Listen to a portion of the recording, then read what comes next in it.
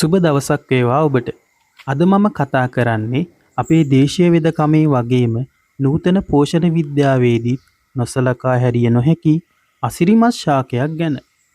මේ තමයි විද්‍යාත්මකව කොස්ටස් ස්පේසියෝසස් ලෙසත් ලෝකය පුරා ඉන්සියුලින් ප්ලාන්ට් ලෙසත් ප්‍රචලිත තෙබු ශාකය.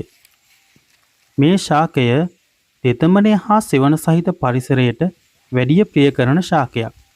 මේ ශාකයේ දෙස බැලූ විට එහි ඇති පත්‍ර කඳ වටා සර්පිලාකාරව පිහිටා තිබීමත් මෙහි හටගන්නා අලංකාර සුදු පැහැති මල් සහ රතු පාට කොපුත් නිසා මෙය ගෙවත්තට අලංකාරයකුත් එක් කරනවා.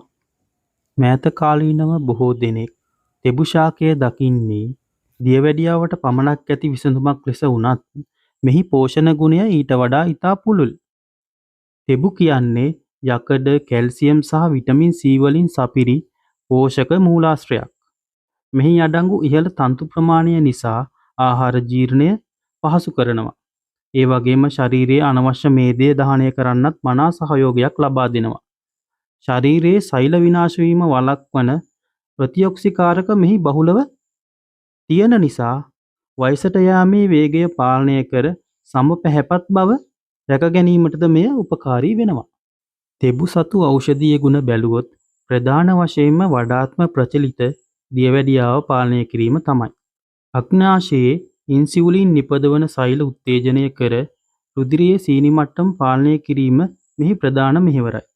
නූතන පර්යේෂණවලට අනුව මුත්‍ර මාර්ගයේ ආසාදන ඇති කරන බැක්ටීරියාවලට එරෙහිව සටන් කිරීමේ ප්‍රතිජීවක ගුණයකුත් තෙබු සතුව තියෙනවා. විශේෂයෙන්ම කාන්තාවන්ගේ හෝමෝන ක්‍රියාකාරීත්වය විධිමත් කිරීමට සහ ආර්තව චක්‍රයේ ගැටලු අවම කිරීමටත් දේශීය වෛද්‍ය විද්‍යාවේදී තෙබු වල සහ කොළ යොදා ගන්නවා.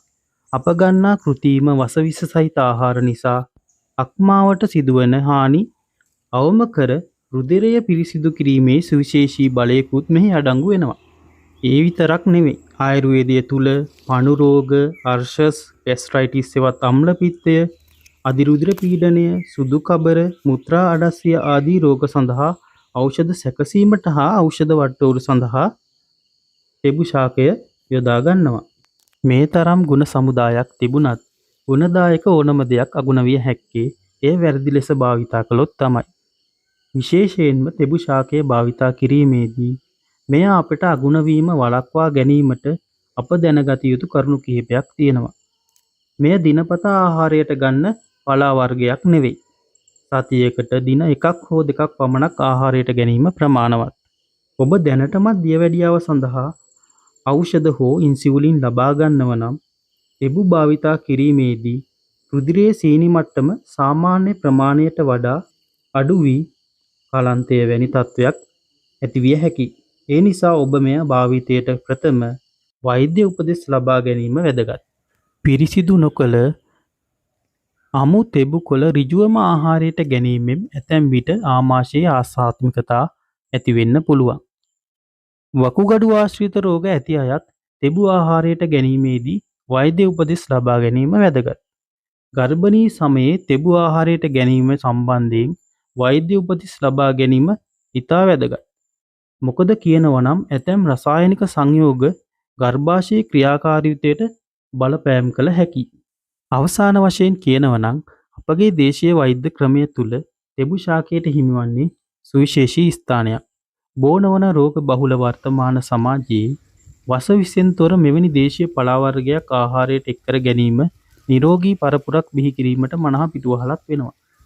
ඒ නිසා ඔබ සැමගෙන් මා ඉල්ලනවා තමන්ගේ ගෙවත්තෙත් උඩා හෝ ඉඩක තෙබු පැලයක් වගා කර ගනිමින් එහි ගුණය අත්විඳින්න කියලා. ඔබ සැමට නිරෝගී සම්පන්නිය ප්‍රාර්ථනා කරනවා. තවත් මෙවැනිම වූ ඖෂධීය ශාකයක තොරතුරු සමග නැවත හමු වෙමු.